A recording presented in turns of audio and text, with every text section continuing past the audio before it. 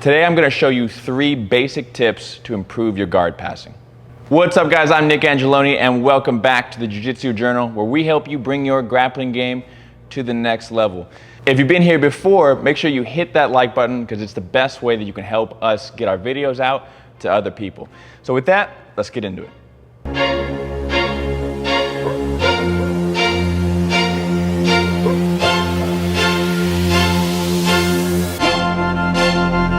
Okay, so this first tip is mostly going to apply when you're passing from your knees. If you're trying to like stand and pass, you're gonna be looking at some different stuff, but if you're passing from your knees, this is a really great way to shut down most of his options. Now, one of the issues that you're gonna come across when you're passing is that as you're trying to set up your pass, he's also trying to set up his offense.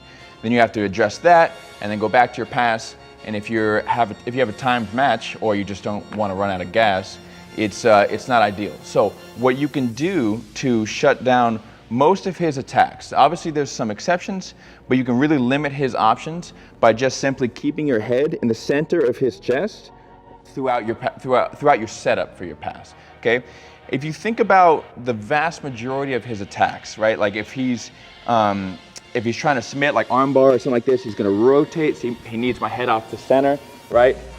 If he's like trying to sweep, maybe put a butterfly hook in or something, whatever the sweep is, he needs, right? See, he needs to move off to the side. He needs to create an angle. Most attacks from the guard require hip movement. So if my head is in the center, wherever his hips go, I am right in front of him, okay? So I can shut down most of his options while I look to set up my pass. So like I'm just gonna be here in the center, maybe I'm setting this up here, boom, and then whatever, as he tries to counter, I just keep my head buried in the center of his chest, and I should be pretty safe. Like I said, there's obviously some exceptions, like one, for example, I mean, if I'm not paying attention, he could shove my wrist down and just do like a basic triangle, right? But as long as you're aware of that, you don't just have like limp noodle arms, just stay in good position, you should be safe there.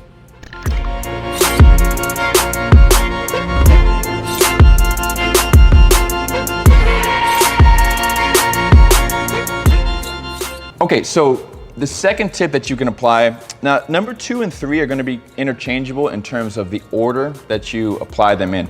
Generally, number 2 is gonna come first, but you're gonna need to apply a little bit of common sense with maybe you need to switch the order around, and you'll see what I mean once I get to number 3, okay? So number 2 is basically I need to check in at my base camp, okay? So no matter whatever pass I'm doing, not any pass, but for most passes that I'm doing, I'm going to need to attach something to the side of his hip. Not on his hip, but against the side, okay? So let's say I do a pass. At this point, as I'm passing, he's gonna be looking to like hip escape and create space, right? Now, if I am stationary and his hips go away, there's space there. And he has 3 seconds to get a knee back inside and nullify my pass points, okay? So as I pass, whether it's my shin and he's moving, right? Go ahead and like move around a little bit. I keep my shin attached, okay? Or I keep a knee attached, depending on the pass I'm doing, right? That my knee stays to his hip, or come this way, or my forearm stays attached to his hips.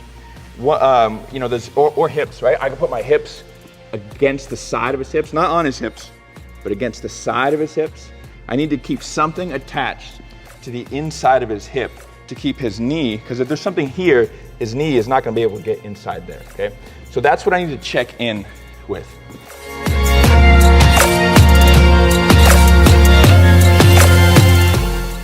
Now on this third one, like I said, sometimes this one comes first, and a good example of when this would come first is say like I'm doing like a knee cut pass or something like this. I don't really need to address his hips so much as I need to address his head, okay? And then that's what we're gonna get into. So say I did the pass I did before, I've attached something to his hips. This scramble is not really, theoretically, is not going to end until I get to my last checkpoint, okay, which is gonna be head control, okay? So if I'm just controlling his hips, he can continue to move. So at some point, I need to close the distance, right? So if I have a knee against the hip, I need to basically control his head. I need to get him looking away from me. If I can control the way his head goes, I control the way his body goes. Okay, so once I've established the pass, maybe it's a little scrambly, the way I can completely shut down his options to to continue the scramble is to get him to look away. Now it can be, sometimes I can just take my hand and just push him this way. Okay, so if he tries to hip escape like that, he can't really do that. He can wiggle, but he can't create like a good hip escape, okay? But honestly, the most powerful way you're gonna do that is just gonna be to come under, and you need to reach your shoulder deep, grab armpit like this, or grab gi if you have one, pull him to you, and now still pulling towards my hip, push, go ahead and try to hit.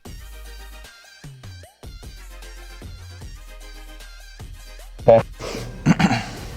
Now you can do this a couple of different ways. Like I said, you can push, you can use your shoulder. Sometimes I'll bring my forearm across his head and do this.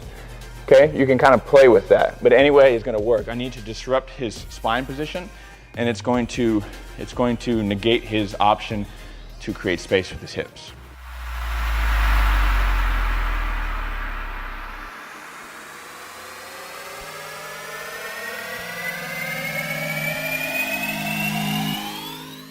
Okay, so just a quick recap, okay? When you start to set up your pass, remember to keep your head in the center of his chest. It's gonna shut down most of his attack options that are gonna disrupt you from setting your pass up, okay?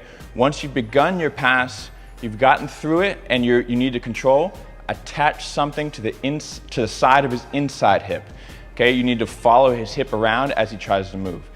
Then at some point, number 3, you're gonna need to stop his hips from continuing to move.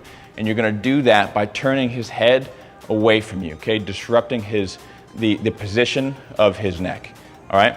So with those 3 things, there are obviously exceptions to all of these, so you need to play with them and gain some experience with these positions, but these are gonna apply to the majority of the passes that you're gonna use, and they will help you get a higher percentage out of the passes that you're already doing.